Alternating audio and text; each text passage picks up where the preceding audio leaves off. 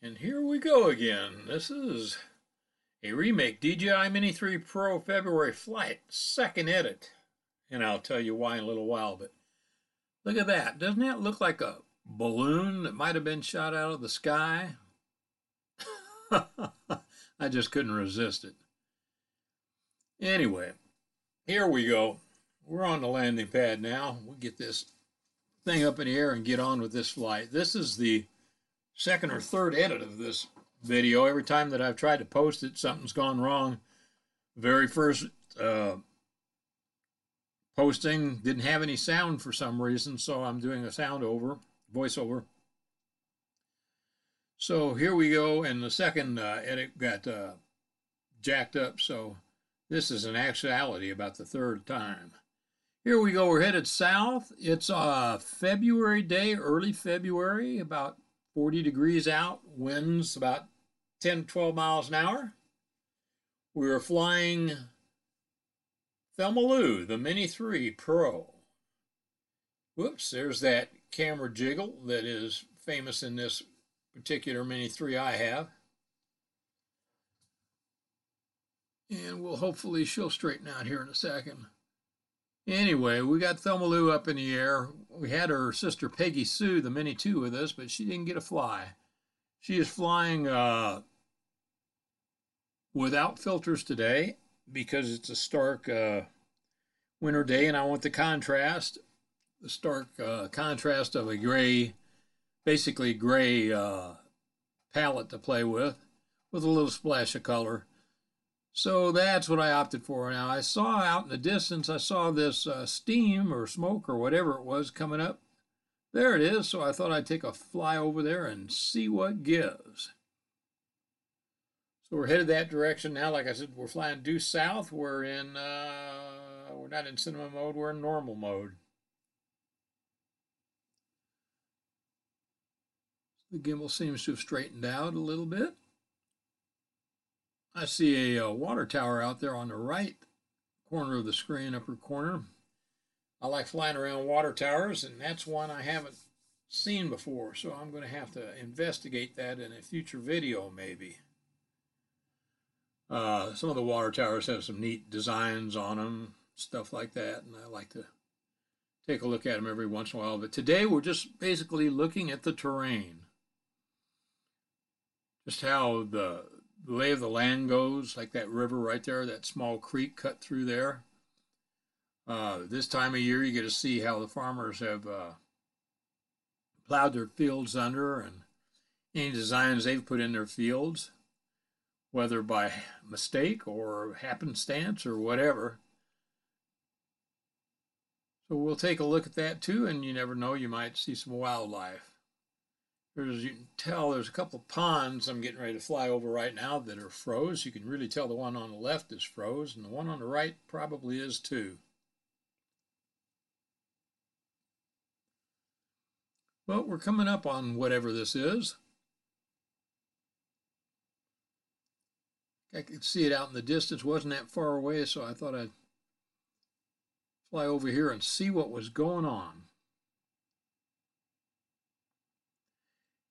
About 40 degrees on this particular day, and the last video I think I had, it was in the 30s with the wind blowing, and it made me want to become a pincher on my sticks on my controller, but I am not a pincher and don't like doing that, but my fingers were so numb the last time it stung so bad I almost had to grab the sticks just to get control of where I wanted to go and what I wanted to do. But not today. No problem at all today. We'll get a little bit closer look at this. We won't get too close. And we'll just kind of veer off once we get up here and see what it is. Looks like a power generating place. Looks like steam being generated.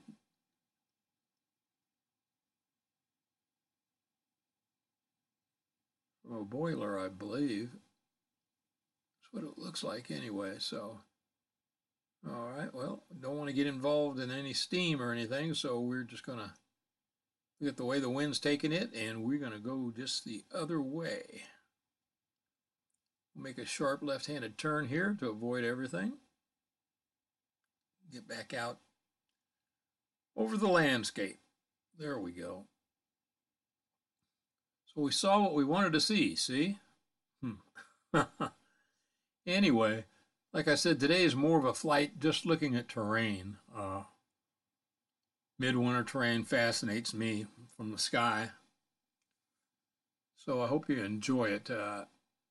I look at all the little bitty things, the little creeks, the way the farmers have cut their fields, the way the wildlife has left trails in the woods and fields, and I love it. Now here's a small lake that's been refrozen. You can tell the ice on the ends cracked and refroze at least twice. And that lake is not safe to be on or have any part of. So don't do any ice fishing, don't do any skating. Although fishing does sound fun, I wish these lakes would thaw out a little bit. I'd like to wet a line, that's for sure. So as you can see, a lot of ruts in the ground from people getting in their fields when it's been just a little too wet out. So we're on our way back now. I've got my bearings. Let's see what we can see here.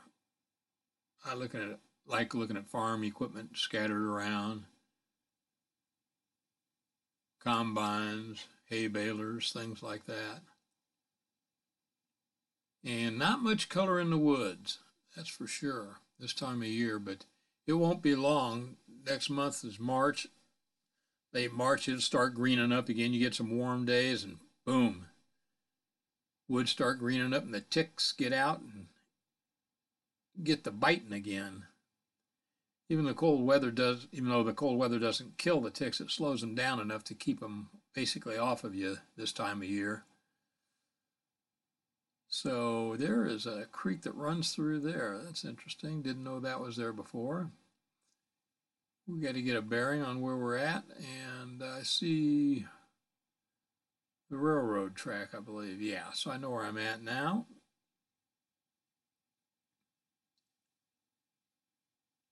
Try to catch a train on that track every once in a while, and I've got some videos out of trains on the track, but in fact, one came by as soon as I landed after this flight, but I didn't get to record it, so just missed it. By the time I would have got Thelma Lou back up in the air, the train was long gone, so did not get to do that, but we're going to drift over here to the left. Check out how this farmer usually has this field in soybeans or corn. And my guess is he's going to have it in soybeans this coming year. And there's the train track that runs north and south right beside it. High line running across the field, dissecting the field. There's a guy that's got a tree stand up in this corner here for hunting deer. Cuts deer off for me every year. I need to thank that guy sometime. Anyway, you can see the natural drainages in the field. This guy doesn't have too bad of erosion on his field. Looks like he knows what he's doing when he's harvesting. A lot of them, and I'll show you a field later that has some serious drainage problems, and erosion problems. So let's see, we'll ride the edge of the woods here and see if we see any contrast. Starting to get into some cedars and some oak trees. They hold their leaves all year around, basically.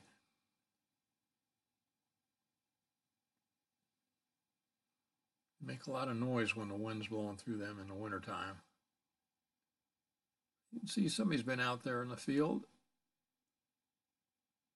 Went back out. I think those are tracks left by hunters that were hunting in there this year. And we're going to just drift up over this field and up over these woods here till we get to the corner of this road. Now there's some cedars in here. Large group of them right there. Okay, here we are at the corner of whatever, gravel road and gravel road. And this guy's got a nice pond up here, nice lake. I think he's got 2 or 3 lakes. It'd be rough. Yeah, there they are. Yeah, it would be rough, wouldn't it? And there's his work garage, and there's his house up there. So, wow. Up in the woods, away from everybody and everything. Sounds pretty good to me. Well, what kind of tree that is? There's a bunch of them there, got their green on them. There's some cedars, and this guy's got his house up there pretty deep in the woods too.